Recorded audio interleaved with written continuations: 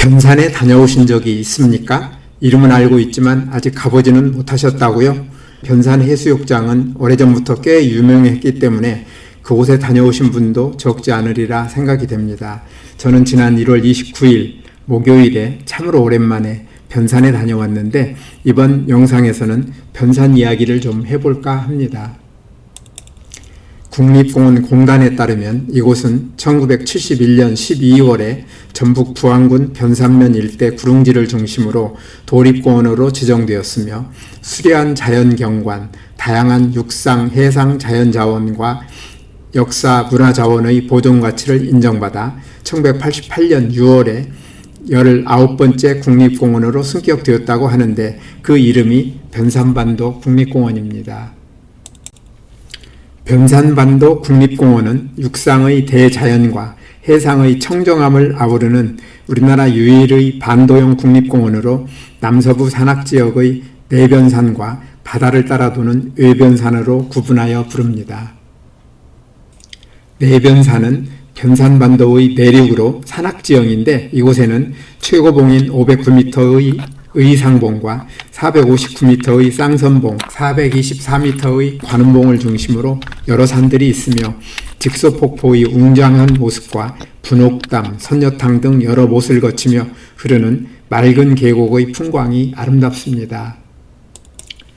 외변산은 변산반도 바깥쪽 바다로 둘러싸인 해안가로 이곳에는 변산해수욕장을 비롯하여 고사포 해수욕장, 격포 해수욕장 등이 있어 여름 휴양지로 인기가 높으며 채석강과 적벽강 등과 같은 아름다운 암석 해안이 자리하고 있습니다. 변산반도 국립공원은 이러한 특성이 있어서 시간을 넉넉하게 잡고 내변산과 외변산을 모두 돌아볼 수도 있지만 짧게 다녀오는 경우에는 어느 한쪽에만 다녀올 수밖에 없는데 저는 외변산만 부분적으로 둘러본 적이 있고 아직까지 내변산 쪽 산행은 해보지 못해서 이번에 내변산 등산을 하게 되었습니다. 영하 10도에 가까운 차가운 날씨 속에 찬바람을 맞으며 복정역까지 빠른 걸음으로 25분을 걸어 수인 분당선 지하철을 타고 축전역에서 내린 저는 7시 20분 축전 정류장에서 내변산행 안내산악회 버스에 올라탔습니다. 버스는 2시간 20분을 열심히 달려 10시에 남여치에 도착했습니다. 버스에서 내리니 쌀쌀한 기운이 느껴지는 가운데 월명암을 알려주는 큰 돌이 눈에 들어왔습니다. 사람들은 산에 올라갈 준비를 서둘러 마치고 산을 빠르게 올라가기 시작했는데 첫 번째 목적지라 할 수 있는 곳은 1.9km 거리에 있는 월명암이며 중간에 쌍선봉을 우회하여 지나가게 됩니다. 출발 지점은 해발 100m쯤 되는데 산에 오르니 길에는 약간의 눈이 얼어 있어 조심스럽게 걸음을 옮겨야 했습니다. 이곳 내변산의 산들은 제일 높다는 의상봉이 509m인데 정상 부분은 출입이 금지되어 있고 나머지 산들은 500m가 채 안 되는 그리 높지 않은 산들이라 올라가기에 큰 어려움이 없다고 말할 수 있습니다. 저도 변산이라는 이름 때문에 좀 혼란스러웠는데 그곳에는 변산이라는 이름을 가진 산이 없다는 사실을 미리 말씀드리는 게 좋을 것 같습니다.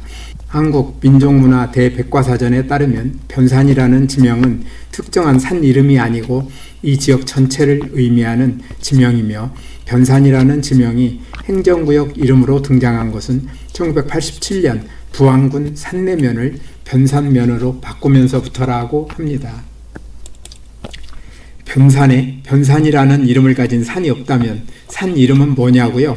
의상봉, 쌍선봉, 관음봉과 같이 봉우리마다 각각의 이름을 가지고 있습니다. 요즘에 산에 다니다 보면 100대 명산을 숙제하듯이 찾아다니며 인정하는 사람들을 자주 만나게 되는데 산림청과 블랙야크, 한국의 산하, 월간산에서는 각각 우리나라 100대 명산을 선정하고 있으며 네 곳 모두 변산을 100대 명산에 포함시키고 있지만 내용에는 다소 차이가 있습니다. 정상인 의상봉은 군사시설이 있어 출입 불가 지역이라 제외하고 산림청 100대 명산에는 쌍선봉이, 블랙야크 명산 100에는 관음봉이 인정지점이라고 합니다.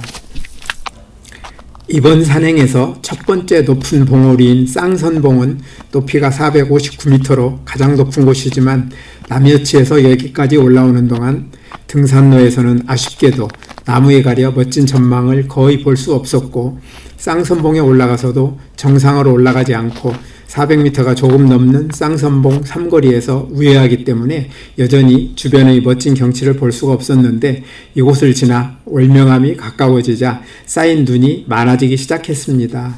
제법 눈이 쌓여있는 눈길을 걸어 잠시 뒤에 저는 월명암에 도착했습니다. 월명암은 이름이 암자인데도 암자라고 보기에는 규모도 작지 않고 대웅전부터 관음전을 비롯하여 여러 건물들이 제법 넓은 땅에 짜임새 있게 배치되어 있는 모습이 매우 인상적이었습니다.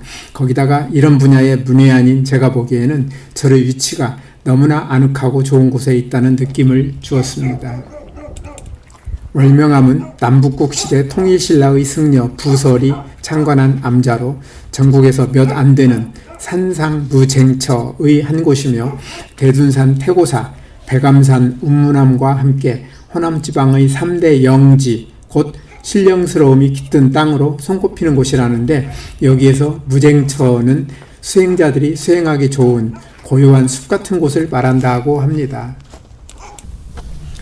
월명암을 지나 직소폭포로 가는 길에 들어섰는데 눈이 많이 쌓여있는 길이 이어집니다. 한참 동안 약간의 오르내림이 이어지는가 했더니 갑자기 앞에 확 트인 하늘과 함께 멋진 산이 나타났습니다. 하늘이 맑게 개인 날씨 덕분에 앞에 하얗게 둔 덮인 웅장하면서도 멋진 산이 선명하게 보이는데, 조금 뒤에 올라가야 할 관음봉이라 합니다. 모처럼 눈 덮인 관음봉의 멋진 모습을 보고 나니 가파른 내리막길이 기다리고 있었고, 이 내리막길을 따라 20여 분을 내려가니 복례곡 삼거리가 나왔습니다. 복례곡 삼거리는 해발 100m가 채 안 되는 곳이므로 순식간에 높이로 300m 이상을 내려온 셈이었습니다. 복례곡 삼거리를 지나자 직소폭포 탐방로에서 직소폭포와 함께 유명한 분옥담과 선녀탕이 찾는 이들을 반갑게 맞이해 줍니다. 직소폭포에서 흘러내린 물은 작은 계곡을 이루며 아래로 흐르면서 소라 부르는 작은 못을 여러 개 만들었는데, 이러한 소들이 울창한 나무와 암벽들과 어우러져 내변산에서 가장 아름다운 비경을 이루고 있습니다. 이러한 소들 가운데 분옥담과 선녀탕이 잘 알려져 있으며, 분옥담은 작은 못이라고 하기에는 제법 규모가 큰데 지금은 때가 가장 추운 겨울이라 분옥담의 물이 모두 얼어 얼음으로 하얗게 덮이는 바람에 제 눈에는 너무 아름다워 저는 아름다운 분옥담을 사진과 영상에 넉넉하게 담았습니다. 분옥담 바로 위에 있는 선녀탕은 분옥담에 비하면 자그마한 소이며 자연의 욕조라고 말할 수 있는데, 선녀들이 즐겨 목욕하면서 놀았다는 전설이 있어 붙여진 이름이라 합니다. 선녀탕을 안내한 산악대장은 젊었을 때 이곳에서 목욕을 여러 번 했다 합니다. 분옥담과 선녀탕을 지나 조금 올라가니 그 유명한 직소폭포가 눈에 들어왔습니다. 직소폭포는 변산반도에 있는 폭포 가운데 규모가 가장 큰 폭포로 높이가 30m쯤 되는데, 직소폭포라는 이름은 물줄기가 폭포 아래의 둥근 못에 곧바로 떨어진다고 하여 붙여졌다고 합니다. 주변은 하얀 눈으로 덮여 있고 폭포 양쪽으로는 얼음이 얼어 있으며, 그 가운데로 물줄기가 떨어지는 모습이 보기에 참 예쁜데, 내변산이 규모가 그다지 크지 않은 데다가 지금이 강수량이 가장 적은 겨울철이라 수량이 많지 않은 것이 조금 아쉬웠습니다. 직소폭포를 지나 관음봉으로 가는 길은 완만한 오르막길로 시작되었는데, 볕이 잘 드는 덕분인지 길에는 눈이 별로 없어 편안한 산책을 하는 기분을 느끼게 했습니다. 1년 내내 깨끗한 물을 흘려보내다가 얼음 덕분에 모처럼 편안한 휴식을 취하고 있는 계곡을 지나 30분 뒤에 제배기 고개에 도착했는데, 그곳에서는 같은 코스를 따라 산행하고 있는 5사람이 준비해온 가벼운 음식으로 점심을 맛있게 먹으며 잠시 꿀같은 휴식을 취했습니다. 제배기 고개를 지나면 이번 산행의 하이라이트라 할 수 있는 관음봉이 기다리고 있습니다. 관음봉은 높이는 424m로 높은 산이 아니고 180m 높이의 제배기 고개에서 올라가는 높이가 300m가 채 안 되지만 올라가기가 만만한 길은 아닙니다. 길은 두 구간으로 나눌 수 있는데 관음봉 삼거리까지 0.9km는 경사가 가파른 곳이 많고 바위가 많아 길도 꽤 험합니다. 그렇지만 곳곳에 계단이나 난간과 같은 안전시설을 잘 만들어 놓아서 그다지 위험하지는 않고 한편으로는 스릴도 있으며 조심하면 큰 어려움 없이 올라갈 수 있고 가는 동안 내변산의 경치가 참 예쁜데 지금은 산에 눈이 있어 더욱 보기 좋습니다. 주변 산들도 예쁘지만 내소사를 지나 바다로 이어지는 경치도 한 폭의 그림 같았습니다. 거기다가 눈발이 조금씩 날리니 경치는 최고였습니다. 관음봉 삼거리에서 관음봉 정상까지 가는 0.6km는 관음봉 삼거리까지 올라갈 때와는 좀 다릅니다. 길이 지나가는 곳은 여전히 바위가 많고 험하지만 경사는 대체로 완만하다가 마지막에 조금 가팔라지고 길은 데크와 계단으로 만들어져 있는 곳이 많아 그다지 어렵지 않습니다. 지나가다가 보이는 눈 덮인 내변산의 멋진 경치에 눈발이 더해지니 이보다 더 멋진 경치를 보기는 어디에서도 쉽지 않을 것 같았습니다. 마지막에 눈 쌓인 눈길을 걸어 한참 올라가니 드디어 424m 관음봉 정상에 올라 사진도 찍고 주변을 둘러보니 많은 사람들이 여기를 찾는 이유를 알 수 있을 것 같았습니다. 관음이라는 이름은 불교와 관련이 있으므로 이 봉우리의 이름 관음봉은 내소사에서 유래한 것으로 보입니다. 정상에 서니 마침 눈발이 날리고 있어 경치가 멋진데 먼 곳은 선명하게 보이지 않는 아쉬움이 있었습니다. 관음봉은 바위를 깎아 세운 듯 내소사를 병풍처럼 두른 형상으로 바위봉과 울창한 수림이 절묘한 조화를 이룬 곳이라고 합니다. 주변을 둘러보고 내리막길에 들어서니 내변산의 아름다움을 충분히 즐긴 것 같아 발걸음이 가벼웠습니다. 이번 산행은 산에는 눈이 덮여 있고 가끔 눈발이 날리는 것도 좋았는데 내변산은 꽃이 피는 봄과 실록이 울창한 여름에도 좋고 단풍이 드는 가을 경치 또한 일품이라고 하니 다른 계절에 다시 찾아온다면 얼마나 멋진 모습일지 기대가 되었습니다.